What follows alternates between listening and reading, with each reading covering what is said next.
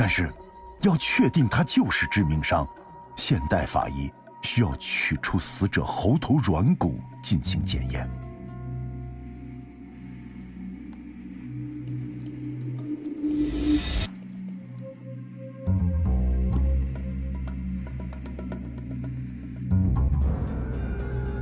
喉头软骨有骨折，肌肉有出血。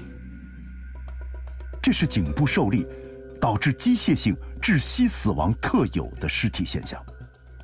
如果古代死者的喉头软骨具有同样的特征，则说明颈部这条红色勒沟确实是致命伤。但是，这条勒沟是怎么形成的？真像尸纪遗书中写到的那样，是自勒吗？我只能以自勒伪装他杀，嫁祸于小员外。周一武教授基于大量真实的司法鉴定案例，对自勒提出了几个判断依据。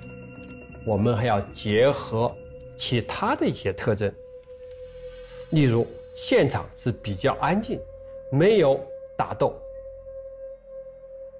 再加上死者衣着比较整齐，他的背部如果有一些擦伤，我们怀疑这个死者就是背靠在某一些物体上面，例如桌子这个角上面自勒形成的勒死。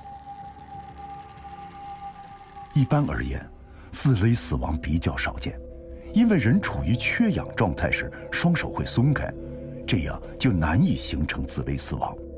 但通过特殊的方式，也可以完成。我们曾经经手过死者躺在床头，他用2个石块捆绑一条绳索，利用石块的重力勒压颈部，造成自勒死亡。